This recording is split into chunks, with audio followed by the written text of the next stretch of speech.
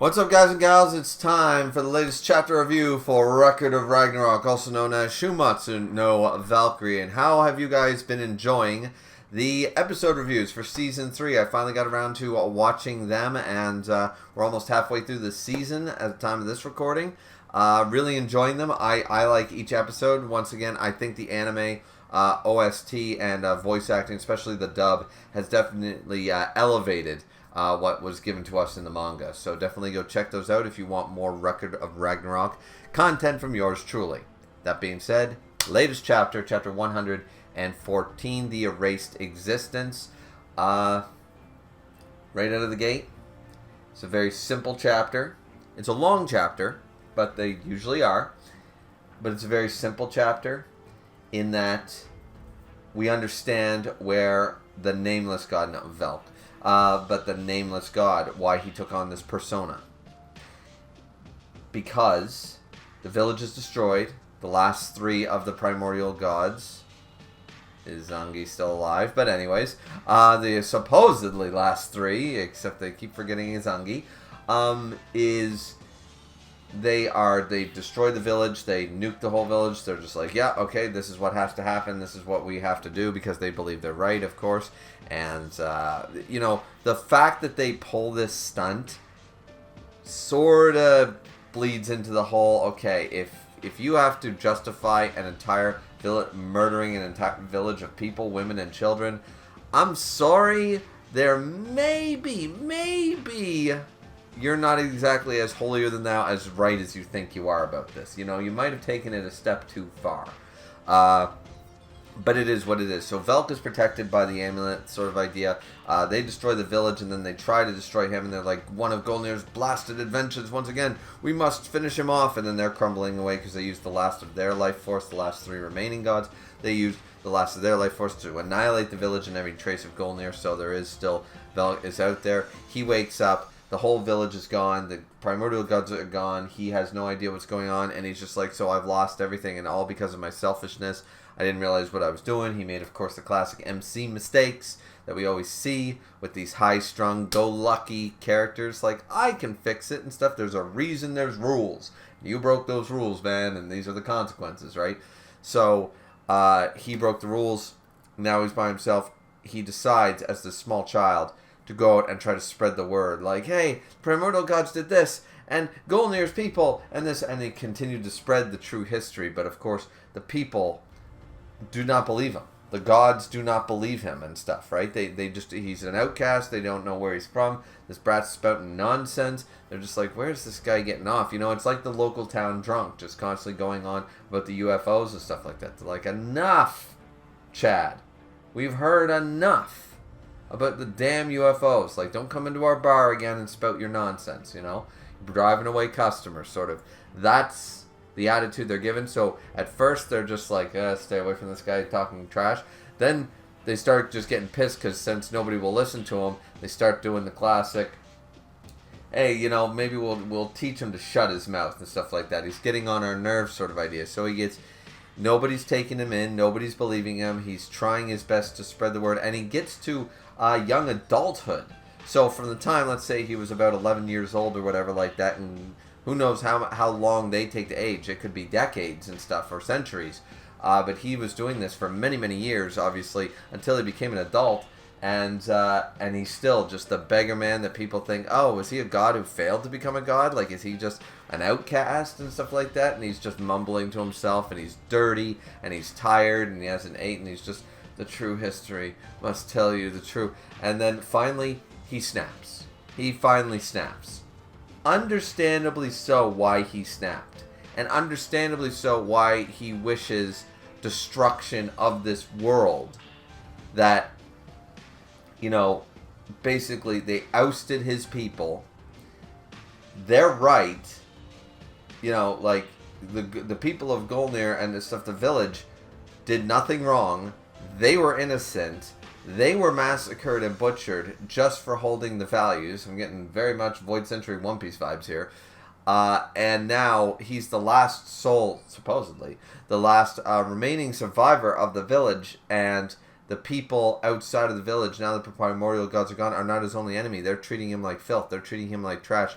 And they don't care that the people were massacred. They don't care that the primordial gods existed. They don't care about Yggdrasil. They don't care about any of this. They're ignorant. They like their lies and stuff like that. So eventually, after years of just trying to establish somebody to believe him, somebody to listen to him, and somebody to acknowledge the wrongs that were committed, the genocide that was just committed, and trying to get some I guess answers, really. Like he's a lost child. He didn't know where to go, and now he has nowhere to turn. He doesn't know what's going on. He doesn't know what to do with himself. So he eventually snaps and says, "This world is rotten. Fine, I will become the Lord of Hate, the God of Madness, and I will punish the world," and stuff like that. So, after doing this for years and getting nowhere with these ignorant gods, he finally snaps.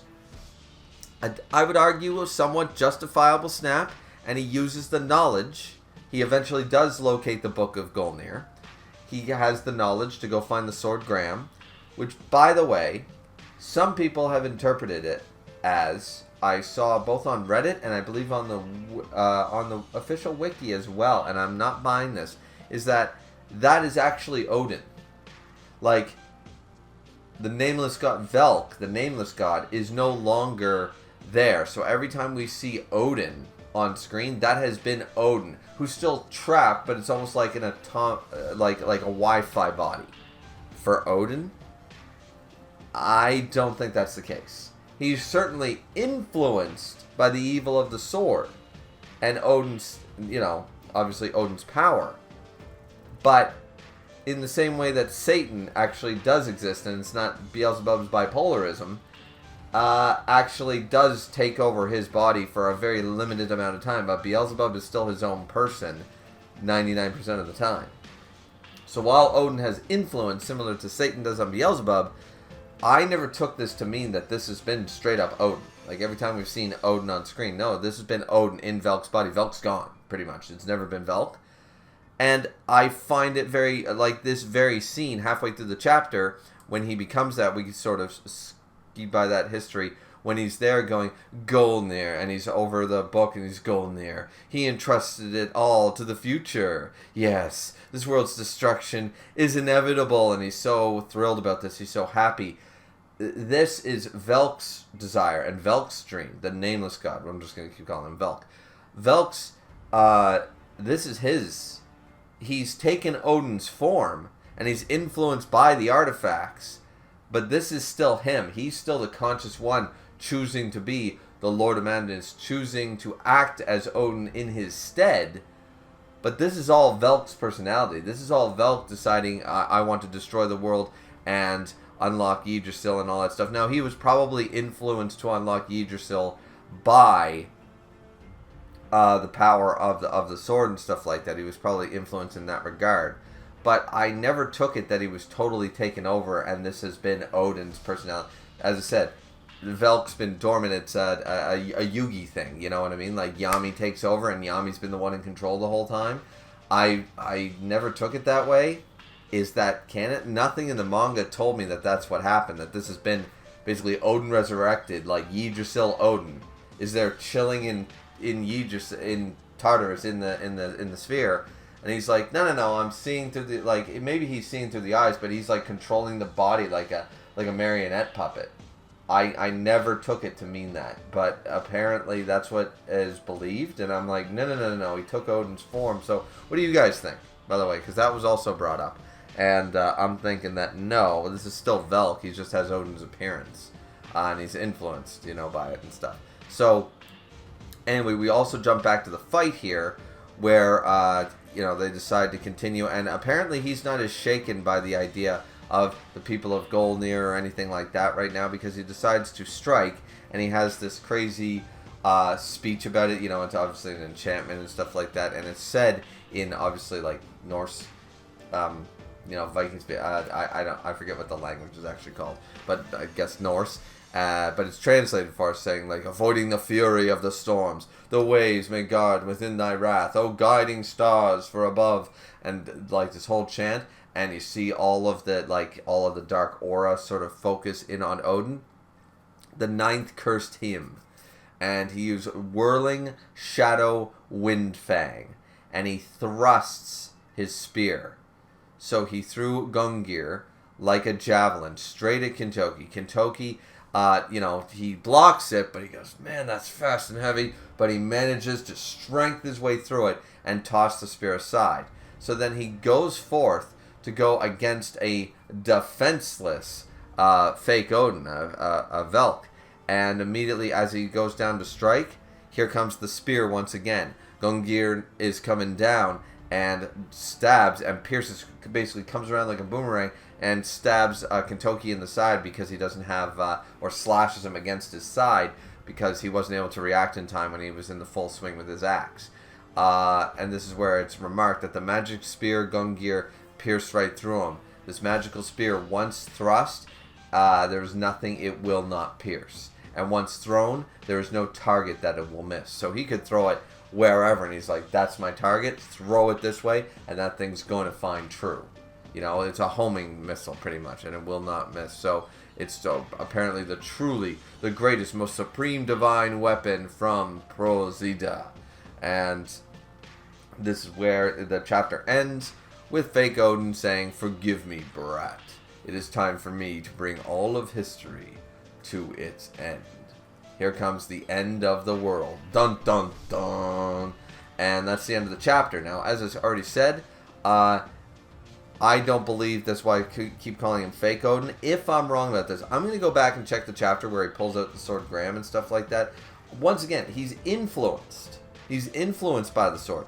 And he's influenced by all that stuff. But that only allowed him to transform and gain knowledge and stuff like that. It as far as I know, that's still the Lord of Madness Velk who snapped due to the fact that no one, his village was massacred. It was his fault, and then all the gods were ignorant and assholes to him. Like, that's still Velk in there in Odin's body. Well, not Odin's body. You guys know what I mean.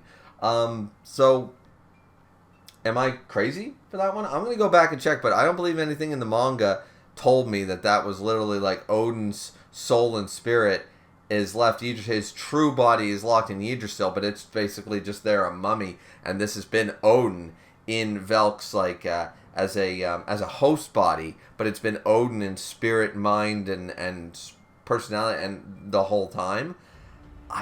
Did I miss something? Did I miss a Q&A? Like, I have not believed that this entire time. So you guys let me know if I've been crazy to think that hasn't been the case the whole time, or is this just a popular fan theory that's a potential and we don't know? Similar to the whole Satan thing.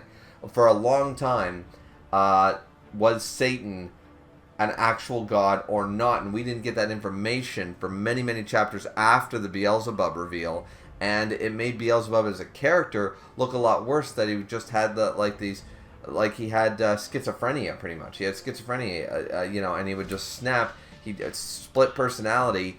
When he went to sleep, he would snap, and boom, that would be the end of it, right? So, and he was just, Satan was to blame, but there is no Satan, sort of. Do you know what I mean? Then we come to find out, Yggdrasil, there is a Satan, but because once again the history was erased, it was almost impossible to find information on him and stuff, right? So, yeah, definitely very interesting. A perfect example there. Lucifer and Lilith and all those characters may not have been perished, may not have died had the truth been known. Golnir might have been correct here. Beelzebub's entire story and backstory likely changes were Satan's existence the common history learned by all the gods up to that point. Because then they would have known, okay, the four of the major gods that make up Yggdrasil, the primordial gods, Odin, Satan's one of them. Now, he's locked away there, but his power was immense, blah, blah, blah, blah, blah. And then that may have changed what exactly went down with Beelzebub. I'm not saying that people wouldn't have still gotten hurt, and maybe Beelzebub would be a worse person or a better person, depending. But I'm just saying, Golnir, lives are changed, lives are affected. And if Beelzebub doesn't end up doing what he's doing and thinking that, oh, I'm just a murderer, like Satan doesn't exist, and then he's just making an experience to try to kill himself, all these experiments, then Zerofuku doesn't have to suffer either. So it's it's a domino effect, and Golnir was not wrong in that regard. That there will be consequences that, you know, and there's consequences on either side of that argument. But we're seeing, now that we know what happened, anything related to Yggdrasil and anything related to the primordial gods is basically anything negative that happened is pretty much their fault for faking the history, because all those events likely change, maybe for the worse, but likely for the better in some cases. So, anyways, that's it from me. Chapter 114. It was a decent chapter. Pretty good. I'm glad we wrapped up the backstory, though, really quickly, because we don't really need a whole lot more information on the Nameless God. A Velk, and now he can come down here. We can get back to the actual fight. I'm curious into how Kintoki is connected to Golnir and all this stuff, because we still don't have that information. I'm assuming that we're going to start the Kintoki backstory at the end of chapter 115. We'll do some more of the fight, pretty much. Like, we'll do 30 pages of fight, then the last, like, 4 or 5 pages or so will be starting off the backstory of Kintoki. I'm going to go with that. We'll have commentary in between by, you know, Brunhilde, Hermes, that kind of stuff. And then we'll jump into the Kintoki backstory, probably to start off chapter 116. That's my prediction. But what do you guys think? Let me know down in the comment section down below. Got tongue-tied there. Don't forget to like, comment, and subscribe. And we'll see all you wonderful people back here next time for the next Record of Ragnarok. And as I already said, if you're enjoying Record of Ragnarok content, I'm still doing episode-by-episode reviews of Season 3, so keep watching those as well if you want more Ragnarok content. So, looking forward to more. Hope you are. Have a good one, everyone. Sayonara.